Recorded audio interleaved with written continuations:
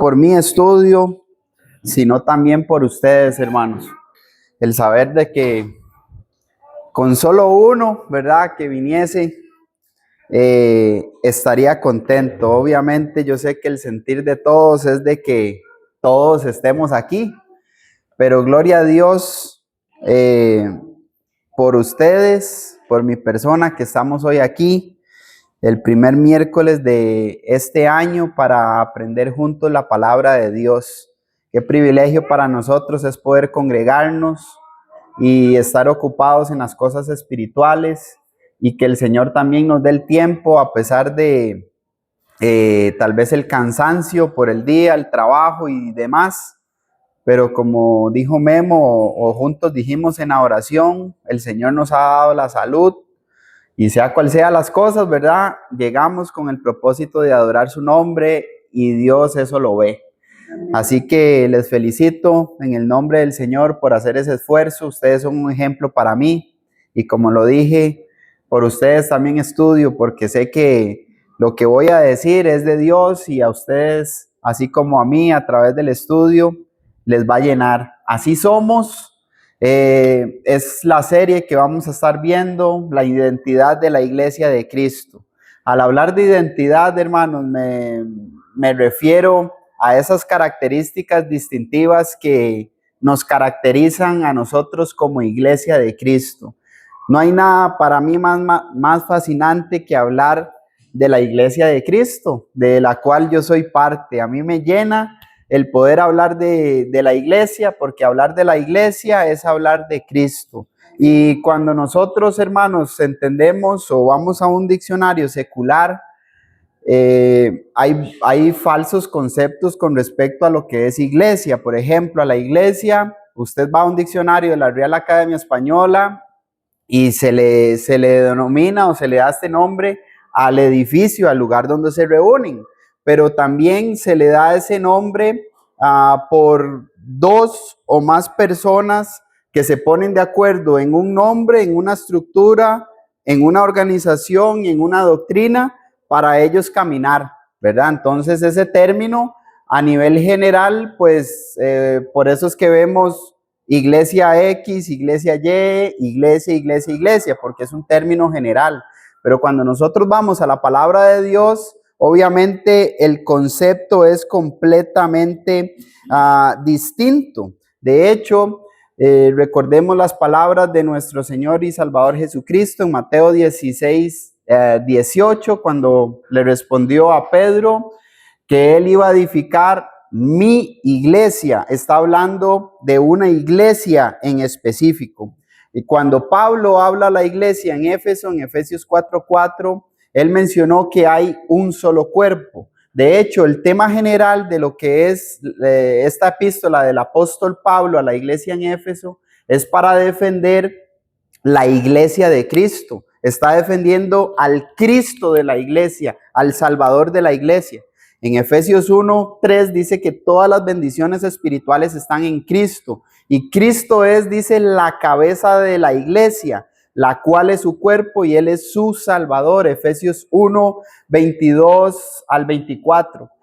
Y un paralelo a eso también está Colosenses capítulo 1, versículo 18 y versículo 24, donde nos habla que Cristo es la cabeza del cuerpo, que es la iglesia. Entonces, hermanos, debemos de entender muy bien este concepto tan hermoso que es la iglesia, o el cuerpo, o la familia de Dios, o el reino de nuestro Señor y Salvador Jesucristo. Hay que entender esto, porque la iglesia, hermanos, no es una denominación. ¿Qué es una denominación? Cuando dos o más personas se ponen de acuerdo para poner un nombre, se ponen de acuerdo para seguir una doctrina, se ponen de acuerdo para hacer algo como un mandamiento, y todo esto viene por un hombre. Y cuando nosotros leemos las páginas de nuestra Biblia, específicamente en el Nuevo Testamento, utilizando el ejemplo y el mandamiento también, ¿verdad?, aprobado de la iglesia de Cristo que se reunía en Corinto, hermanos. Primera de Corintios, capítulo 1, versículo 10. Os ruego pues, hermanos, en el nombre de nuestro Señor Jesucristo, que estéis perfectamente unidos en una misma mente y en un mismo sentir que es en Cristo Jesús. Entonces el llamado es que no haya divisiones. Así que los nombres denominacionales, hermanos, no son bíblicos, porque el nombre no lo utilizamos como un título, sino lo utilizamos como un sentido de que le pertenecemos a Cristo. Pero usted ve que una denominación quiere poner un nombre que no está escrito en las páginas de la Biblia. Y usted cuando sigue leyendo, hermanos, en Primera de Corintios 1:12, usted ve cómo Pablo les dice: quiero decir que cada uno de vosotros dice: yo soy de Pablo, yo soy de Cefas, yo soy de Apolos, o algunos dicen: yo soy de Cristo. Y con respecto a las doctrinas diferentes, hay un montón, ¿verdad? Y hemos estudiado muchas. Mateo capítulo 15, versículo 9, nos enseña, hablando nuestro Señor Jesucristo, que en vano lo honran, porque enseñan como mandamientos doctrinas de hombres. Aparte de eso, vemos su organización que no es de acuerdo al patrón bíblico. La iglesia es edificada sobre el fundamento de los apóstoles y profetas, Efesios capítulo 2, versículo 20.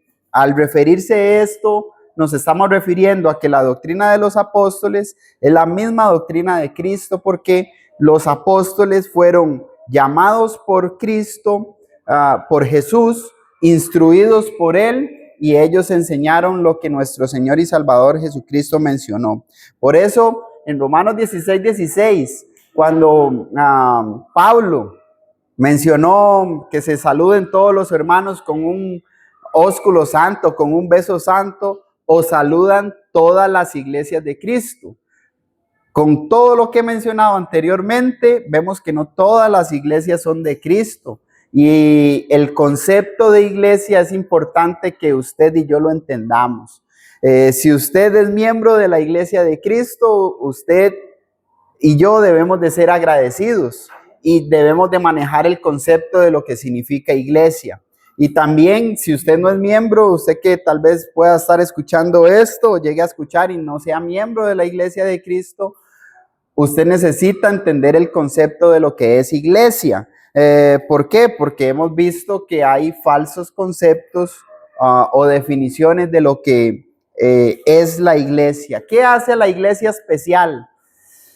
Hay tantas cosas que hacen a la iglesia especial que hoy vamos a ver algunas, ¿verdad? Algunas de ellas. La iglesia, hermanos, es el cuerpo espiritual de nuestro Señor Jesucristo, compuesto por personas que hemos obedecido el evangelio y nos mantenemos firmes en la doctrina. Recuerde que no es solamente el obedecer como una acción ya pasada, sino es el obedecer una acción constante en la cual nosotros permanecemos. Primera de Pedro, capítulo 1, versículos del 18 al 20. Pedro, hablando de los expatriados de la dispersión, les dice: sabiendo que fuisteis comprados o fuimos rescatados nosotros de vuestra vana manera de vivir, la cual recibisteis de nuestros padres, no con oro, ¿verdad? No con cosas corruptibles como el oro, como la plata, sino con la sangre preciosa de nuestro Señor y Salvador Jesucristo, como un cordero, ¿verdad? Sin mancha y sin contaminación, y que fue manifestada en los postreros tiempos por amor a cada uno de nosotros. Primera de Pedro, capítulo 2, versículo 5, dice que nosotros fuimos edificados, los que hemos obedecido el evangelio y los que permanecemos en el evangelio. Dice que fuimos edificados, hermanos, como piedras vivas, como una casa espiritual, como un sacerdocio santo, para ofrecer sacrificios espirituales a Dios por medio de nuestro Señor y Salvador Jesucristo. Y si usted sigue leyendo, el versículo 9 es hermoso. Vosotros sois, ustedes, la iglesia de Cristo, ustedes que estaban sufriendo persecución por causa del evangelio. Ustedes son un real sacerdocio, una nación santa, un pueblo adquirido por Dios para que anunciemos las virtudes de aquel que nos llamó de las tinieblas a su luz admirable. Entonces la iglesia es el cuerpo, la iglesia de Cristo es el cuerpo espiritual de Cristo, compuesto por personas que hemos obedecido el evangelio y nos mantenemos firmes en la doctrina de Cristo. Recuerde que los que permanecemos en la doctrina de Cristo tenemos al Padre, al Hijo y al Espíritu Santo. Segunda de Juan 9. La iglesia, hermanos, también es el Israel espiritual de Dios. Hay muchos que están orando, oremos por Israel. Sí, hay que orar por Israel, pero oramos por Israel, oramos por Venezuela, oramos por Costa Rica, oramos por el mundo. Porque Dios, a través de la predicación del evangelio, ha llamado a judíos y a gentiles a un solo cuerpo, que es la iglesia, el lugar seguro. Entonces, la iglesia de Cristo es el Israel espiritual, pero también la iglesia de Cristo es ese misterio, ¿verdad? Que desde antes de la fundación del mundo estaba en la mente de Dios y que por medio de los profetas y apóstoles fue predicado y fue anunciado, hermanos. Efesios capítulo 3, se puede poner ahí versículos del 1 al 6. Y un texto ahí que siempre recuerdo es: leyendo lo cual podéis entender, Efesios capítulo 3, versículo 4. Leyendo lo cual podéis entender cuál era ese misterio que le fue revelado al apóstol Pablo. Bueno, que los gentiles eran coherederos de la gracia en Cristo Jesús. No solo los judíos, como decían ellos, sino judíos y gentiles fueron llamados a través del evangelio, a través de la predicación, a un solo cuerpo. Pero también el término iglesia, hermanos, usted también lo va a encontrar en las páginas del Nuevo Testamento como asamblea, como algo que, y no se reunían para hacer cosas buenas. Hechos capítulo 19, versículo 39, dice que el término iglesia no siempre se utilizó, ¿verdad?, para buenas cosas. Había una asamblea ahí en Hechos 19, versículo 39. De hecho, esa es la palabra que se utiliza en nuestras páginas o en la Reina Valera, asamblea, pero si usted la ve en el griego es eclesía, que es lo mismo, llamados fuera, ¿verdad? Llamados fuera. No se estaban reuniendo para hacer lo bueno. Entonces el término usted ve cómo también se utiliza para el cuerpo de Cristo, pero también para términos para aquellos que estaban haciendo lo malo. Así que podemos identificar la iglesia de Cristo como el cuerpo de Cristo, como el reino de Dios, como la casa de Dios, como la familia de Dios. En fin, hay muchos nombres. Vimos también el camino, los del camino, aquellos que perseguían. Hay muchos términos, hermanos, que nosotros encontramos en las páginas de la Biblia para muchos usos, hermanos. Por ejemplo, la iglesia, usted y yo la podemos leer en el Nuevo Testamento como ese cuerpo universal, ¿verdad?, de creyentes. Cuando Jesús dijo en Mateo 16, 18 que él iba a edificar su iglesia, está hablando del cuerpo de Cristo, de aquellos creyentes que iban a obedecer el evangelio a nivel universal en el mundo, ¿verdad? Por eso Romanos 16, 16 os saludan todas las iglesias de Cristo, pero también es descrita para referirse a una iglesia en específico, o sea, una iglesia que se reúne en X lugar. Por ejemplo, en 1 Corintios 1, 2, Pablo dice que saludó a los hermanos que se reúnen, ¿a dónde? En Corinto específicamente. Entonces el término también se utiliza para una iglesia local. Y de hecho, cuando también se utiliza este término, si usted ve en 1 Corintios 11, 18, dice: cuando ustedes se reúnen como iglesia, ¿Quiere decir que todos los miembros de la iglesia en Corinto estaban ahí en ese lugar? No, obviamente, sino se está refiriendo al cuerpo de Cristo que se reunió ahí, hombres y mujeres, ¿verdad? Primera de Corintios 11:18, cuando ustedes se reúnen como iglesia, y bueno, ahí como dicen, pasa la motoguaraña, ¿verdad? No se reúnen para lo mejor, sino para lo peor. Pero ese no es el tema. Lo que quiero es que veamos es que el término iglesia se utiliza también para referirse a hombres y mujeres. ¿Recuerdan en Hechos 8 cuando Saulo iba de camino a Damasco y a quién perseguía él? Perseguía a hombres y mujeres. Entonces ese término también se utiliza para referirse a las mujeres que han obedecido el evangelio y a los varones que han obedecido el evangelio. Y también se utiliza para referirse a quién usted persigue. Recuerda en Hechos 9, cuando dicen algunos que se cayó del caballo en la película se cayó de un caballo, pero no es así, ¿verdad? No lo leemos así. Hechos 9, cuando escuchó esa voz, Saulo, Saulo, ¿por qué me persigues? Entonces se está refiriendo que al perseguir a los hombres y mujeres en Hechos capítulo 8, está persiguiendo a Cristo. Por eso cuando usted tiene un problema con un miembro, usted y yo tenemos un problema con un miembro y que yo lo estoy haciendo adrede, o sea, lo estoy haciendo con todo, yo no lo estoy haciendo al miembro, se lo estoy haciendo ¿a quién?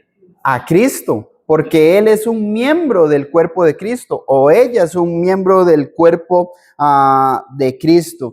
Hay muchos usos, hermanos, de esta hermosa palabra que tiene un grandísimo significado, que tiene un grandísimo valor para Dios. Así que si usted entiende el término iglesia, le animo a que siga entendiendo en el nombre de Jesús, siga valorando el término iglesia a lo cual usted pertenece. Si usted no lo conoce, pues venga a ser parte de la iglesia que Cristo compró con su sangre, según Hechos 20:28. Hay varias cosas que vamos a ver hoy, hermanos, con respecto a la identidad de la iglesia, o así somos, ¿verdad? Muchos dicen, así soy yo, ¿verdad? Y así me tienen que aceptar.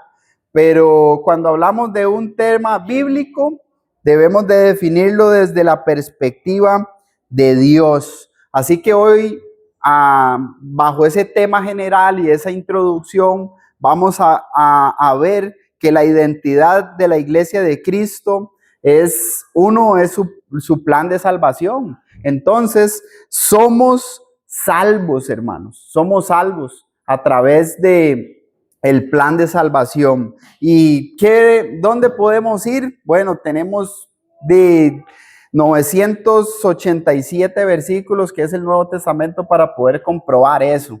Pero solo nos vamos a quedar en Hechos 2, hermanos. Hechos capítulo 2, que algunos lo consideran como el centro de la Biblia. Como para mencionar brevemente de qué habla el libro de los Hechos, si usted no lo sabe, pues el tema central del libro de los Hechos es la historia temprana de la iglesia.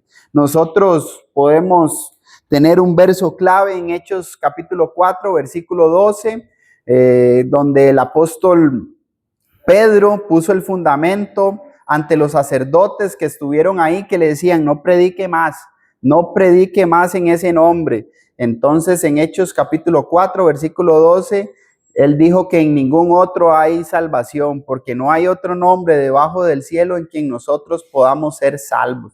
Si usted sigue leyendo en Hechos capítulo 5, y ahora ya no les advierten, y ahora les azotan por predicar la palabra de Dios, pero a ellos se mantuvieron firmes predicando el evangelio. El propósito de este libro, muchos mencionan muchos propósitos, ¿verdad?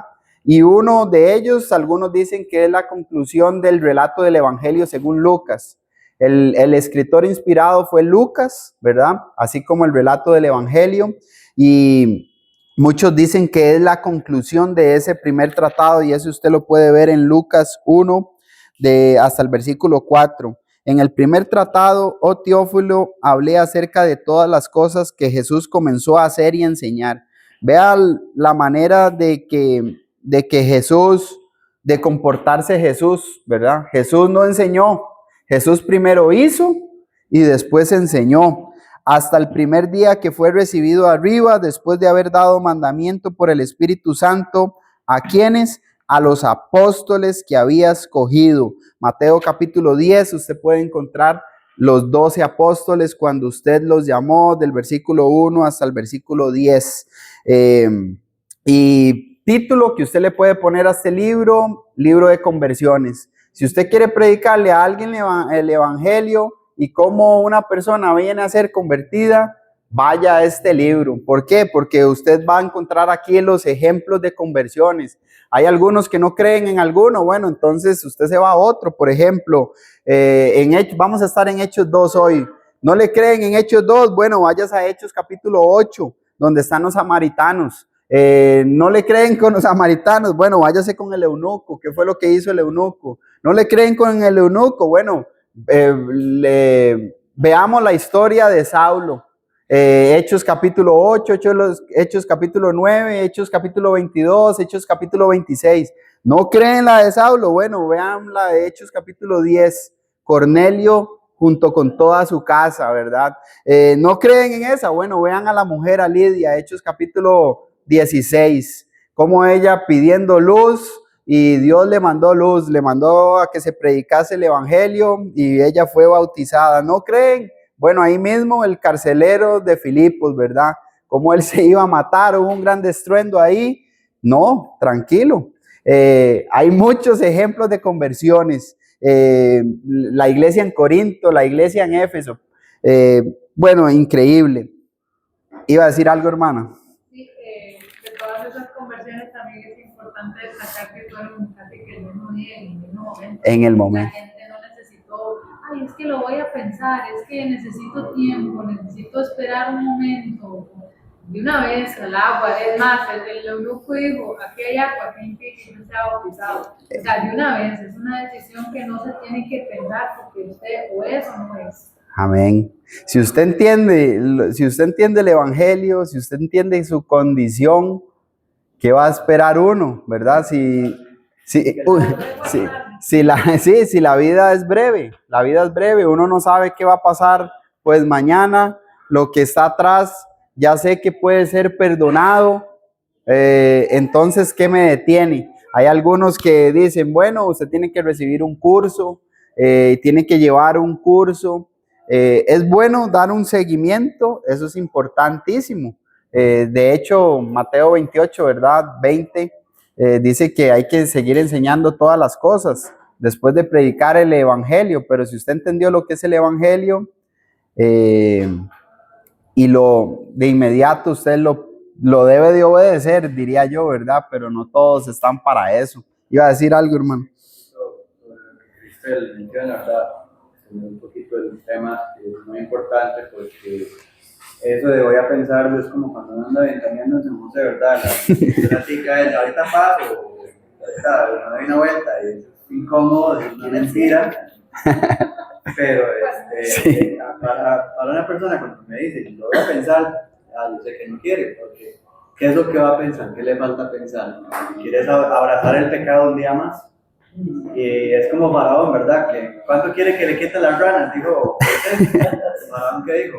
Mañana. Quería dormir con las ranas otro ratito, y le gustaban y olían feo y estaban, pero le gustó, le gustan el pecado. Entonces, es igual, una persona que vive en pecado, nada más no quiere ser salva, sí o no, y mucha gente prefiere quedarse con el pecado. Amén. Son cosas a las cuales estamos expuestos, ¿verdad? Pero nosotros lo que tenemos que hacer es predicar, ¿verdad? Y pues el resultado lo da el Señor y también va a depender obviamente, de la disposición que uno ponga a ese mensaje. Y después de eso, hay algunos pues que critican el fin. Bueno, por eso se fue, No, él se fue porque quiere seguir abrazando el pecado, no porque no haya entendido el mensaje. El mensaje lo entendió y por eso en su momento lo obedeció. Y, y él se fue porque ahí está la parábola, ¿verdad? Del sembrador. La parábola del sembrador. Un gran ejemplo. Hechos, recuerde que estamos en la identidad de la iglesia. Y la identidad de la iglesia para hoy es que somos salvos. No es arrogancia decir eso, sino es nada más fe, ¿verdad? Es confianza en la evidencia. ¿Cuál es nuestra evidencia? La palabra de Dios. Y estamos en el libro de los Hechos. Usted ve que vamos a estar en Hechos 2:38, un texto que usted y yo casi que creo que lo sabemos de memoria, pero Hechos 2, hermanos. Bueno, en Hechos 1, olvidé mencionarles el bosquejo del libro. Usted ve que Jesús, hablando con los apóstoles, dijo que ellos iban a recibir, pero recibiréis poder cuando haya venido sobre vosotros el Espíritu Santo, y me seréis testigos en Jerusalén, en Judea, en Samaria y hasta lo último de la tierra. Entonces, en Hechos capítulo 2, usted ve cómo se predica el evangelio en Jerusalén. De Hechos capítulo 3 hasta el capítulo 8, usted ve que el evangelio es predicado en Judea y en Samaria. Y en Hechos capítulo 9 hasta el capítulo 28, hasta el fin de la tierra, ¿verdad? Hasta el fin de la tierra. Entonces, hermanos, cuando nosotros estamos ahí en Hechos capítulo 2, nosotros vemos una fiesta solemne, ¿verdad? Una fiesta que fue mandada por Dios y no por ningún hombre. Y usted las va a encontrar eso en Levítico capítulo 23, versículos del 13 al 16, que era la fiesta, pues, de las semanas, o que era conocida de esa manera, pero era el día de Pentecostés, que básicamente ese día se celebraba 50 días después de la Pascua. Y como mencioné, era una fiesta que era ordenada por Dios. Y muchos judíos de todas las naciones debían de estar ahí, o sea, tenían que estar ahí porque si no tenían sus consecuencias. Recuerde que la fiesta no era por ningún hombre, era una fiesta que Dios había establecido.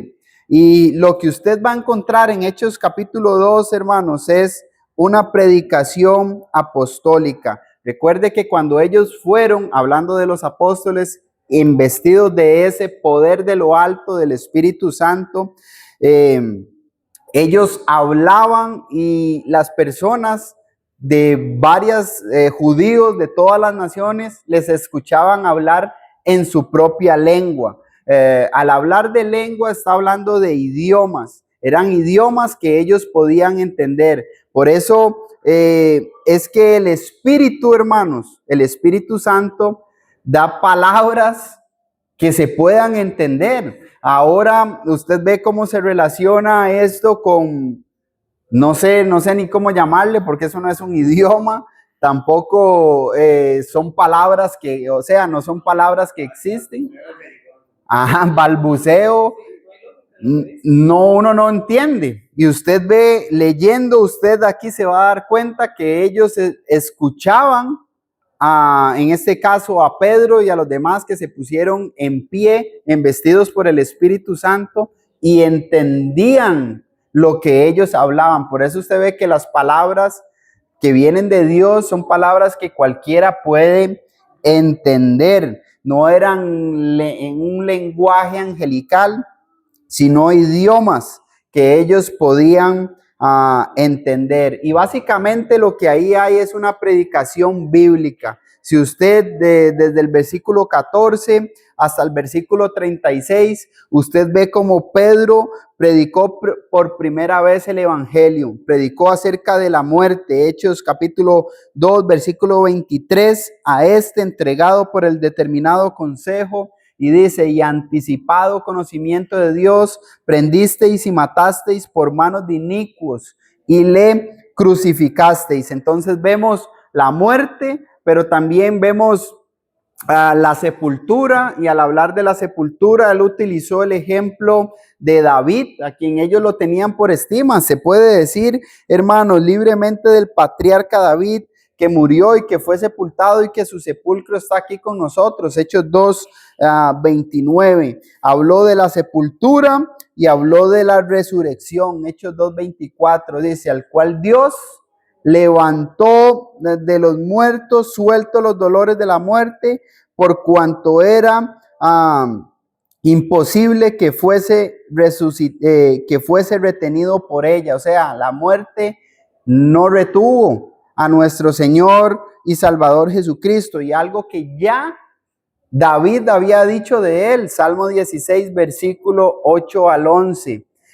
Porque veía al Señor siempre delante de mí, porque está a mi diestra, no seré conmovido, por lo cual mi corazón se alegró y se gozó mi lengua, y aún mi carne descansará en esperanza, porque no dejará mi alma en el Hades, ni permitirás que tu santo vea corrupción. Entonces vemos una predicación bíblica. Una predicación bíblica, hermanos, es aquella que se predica la muerte, la sepultura y la resurrección de nuestro Señor y Salvador Jesucristo. Una predicación bíblica es aquella que se exalta a Cristo. Cuando usted no escucha en un mensaje que se hable de Cristo, están hablando de ellos, están hablando de motivación, están hablando de otras cosas que no tienen que ver nada con la palabra de Dios, hermanos. En el contexto, toda predicación debe de ser cristocéntrica, tiene que estar Cristo ahí. ¿Cómo va a estar Cristo? Bueno, cuando se cita el libro, el capítulo y el versículo. Por eso, en Hechos 2:36, sepa pues ciertísimamente toda la casa de Israel, que a ese Jesús, a quien ustedes crucificaron, Dios le hizo Señor y Cristo, hermanos.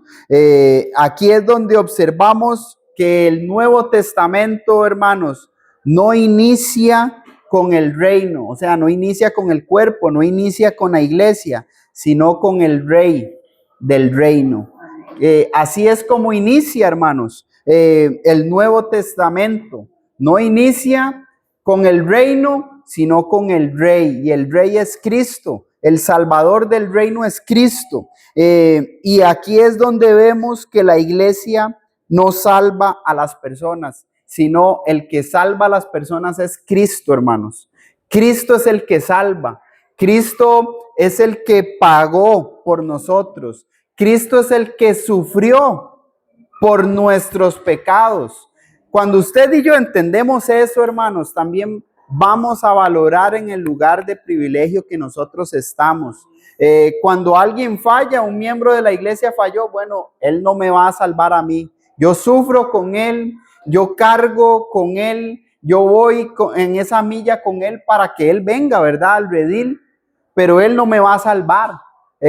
La iglesia no nos salva, el que salva es Cristo, porque Él es el que tiene toda la preeminencia en el cielo, en la tierra y aún debajo de la tierra. ¿Cuál fue la respuesta a esa predicación bíblica? Y es lo que la hermana estaba diciendo. Un sermón, hermanos, como 3,000 personas. Ahora hay 3,000 sermones y una persona se convierte, si acaso, ¿verdad? Es difícil. Yo decía ahora que en las predicaciones, hermanos, yo digo, Dios, ¿verdad? Yo solo digo, Señor, si es tu voluntad, permite que alguien se arrepienta a través de esta predicación, cambie, se fortalezca. Solo Él lo puede hacer. Yo estoy diciendo lo que la Biblia enseña y deseara que la respuesta siempre fuera como esta. Primero, tener una audiencia de como 3,000, ¿verdad? Imagínense estar predicando un sermón como 3,000 personas y que como 3,000 personas digan, yo necesito del Salvador, yo reconozco mis pecados, yo lo crucifiqué. Ahora hay algunos que no quieren reconocer a Cristo. No quiero que mucha gente me vea, no quiero que nadie sepa, me da nervio. ¿Iba a decir algo?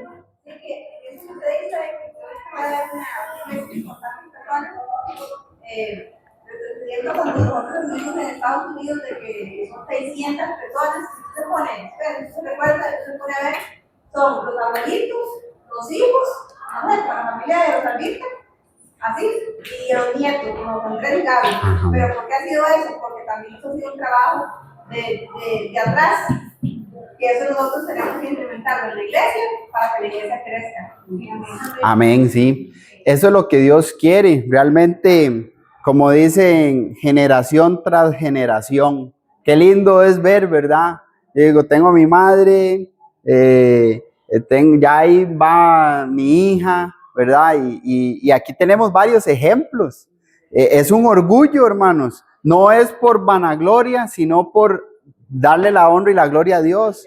Está mi madre, ahora están mis hijas, están los hijos de mis, ¿me entiende? Es algo que nos debe de llenar, y ahí es donde todo ese trabajo en conjunto se llega pues a tener lo que Dios quiere, ¿verdad? Una organización bíblica, salen predicadores, salen maestras, salen maestros, salen diáconos, en fin, y es un muy buen punto en el cual debemos de mantenernos, ¿verdad? Y a veces, a pesar de que a veces se mueven, a veces allá pasaba mucho que se casó y se mueve de la congregación, pero allá está. Recuerdo, siempre tienen como días, ¿verdad? Cuando se vienen a visitar y usted ve bastante.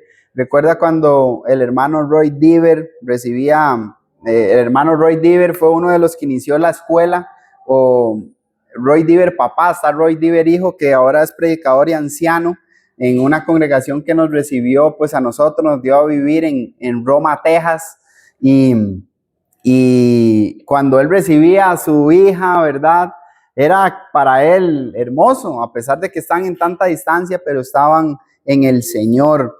Y bueno, decía que Hechos 2, ¿verdad? Usted vemos la exaltación de Cristo, una predicación bíblica, lo que los llevó a ellos a preguntar qué vamos a hacer. Usted ve que Pedro, hermanos, en Hechos 2:38 le respondió: arrepiéntanse. Número 1, hay que entender, Pedro fue uno de los 12, ¿verdad? Pedro fue uno que fue instruido por Jesús. Pedro fue uno que estaba lleno del Espíritu Santo, ¿verdad? Hechos capítulo 1, versículo 8. Su profesión era un pescador. Él tuvo un sobrenombre, Cefas, ¿verdad? También llegó a ser un anciano de la iglesia. Él también aparte de ser un anciano, dice Gálatas 2, recuerdan que lo vimos el año pasado, digo eso como si fuera hace un montón, pero vimos Gálatas, ¿verdad? Y él era una columna de la iglesia, Gálatas 2:9. Aparte de eso, bueno, por referencia a anciano, estamos hablando que era casado, que tenía hijos, en fin, los requisitos que nosotros observamos. Primera de Pedro, capítulo 5, versículos del 1 al 4, dice: yo anciano también con ellos. No como algunos quieren pensar de que... Sí, que era soltero, ¿no? Él estaba casado, tenía hijos, en fin. Él venía de Betsaida. Betsaida, hubieron grandes acontecimientos, grandes milagros que él observó cuando Jesús sanó a un ciego. Se echó unas copas así, Jesús. Me imagino, lo sanó, hermano.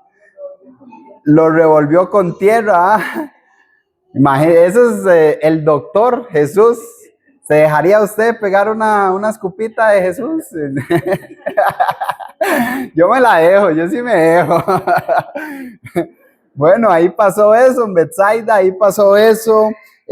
También estuvo la alimentación de los 5,000 en Betsaida, bueno, o cerca, muy cerca de Betsaida específicamente.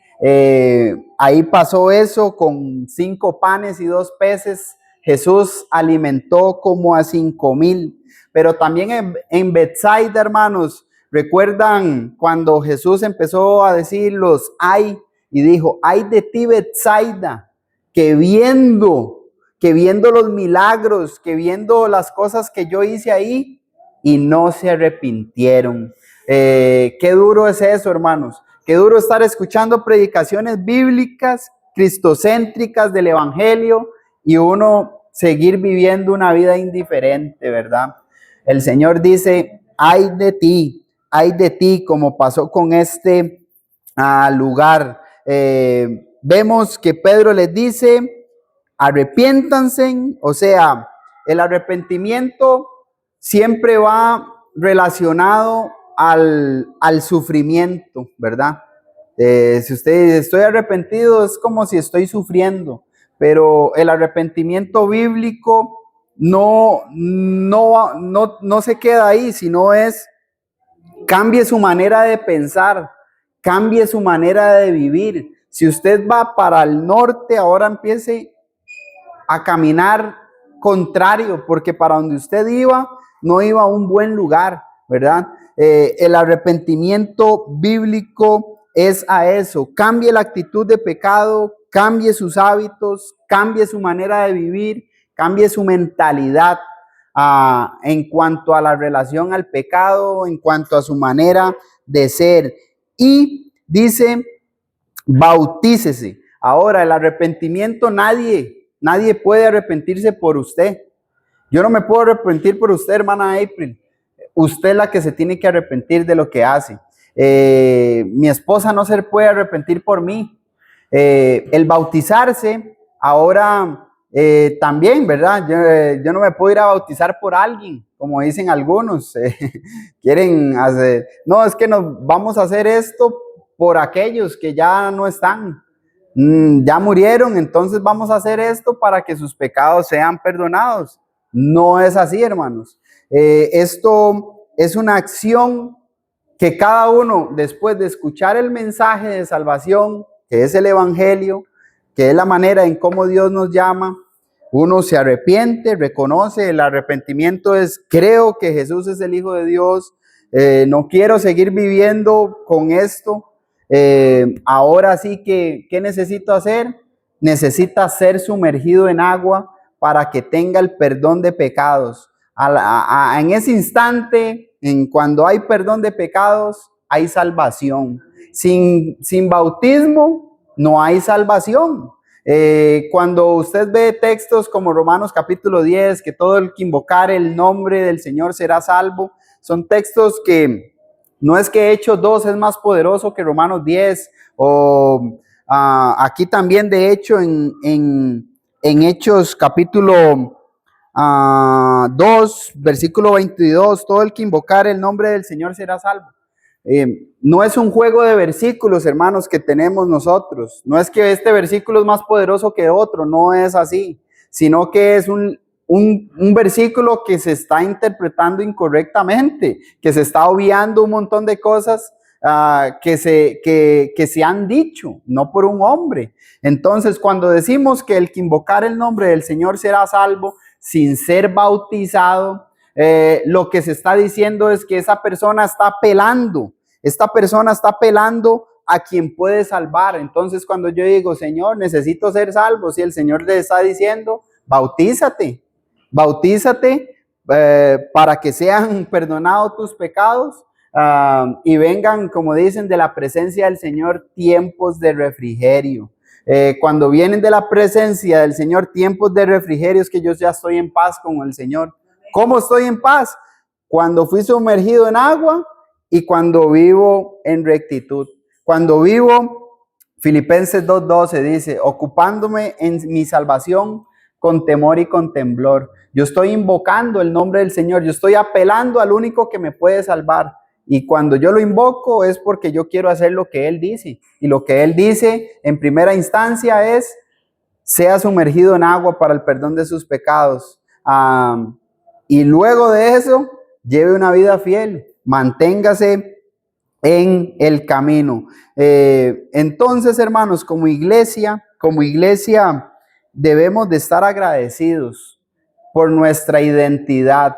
Decimos que somos salvos no por una oración, ¿verdad?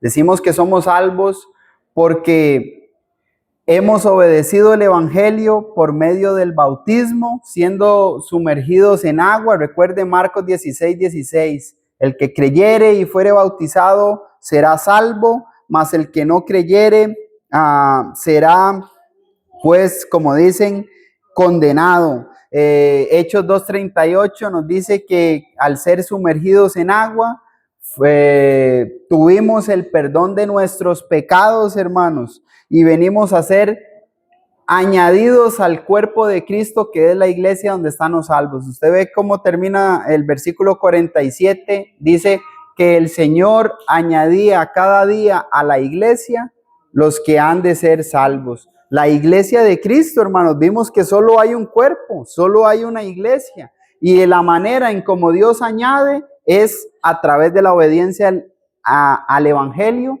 por medio del bautismo. Usted y yo estamos en un lugar de privilegio.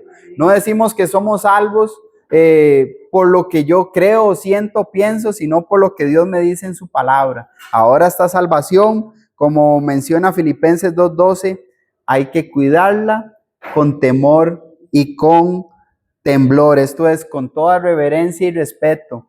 Y como vimos en la clase, el Señor está con nosotros, hermanos.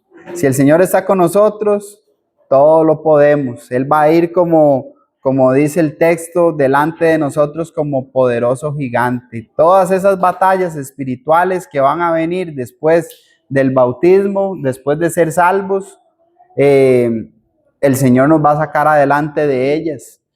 No hay ninguna tentación, ¿verdad?, de la cual nosotros no podamos salir adelante. Con el Señor vamos a salir adelante y seguimos esperando la vida eterna en el cielo con nuestro Señor y Salvador. De ahí es donde lo esperamos, Filipenses capítulo 3, versículo 20. Vamos a dar gracias a Dios por esta noche, gracias por su atención. Recuerde, así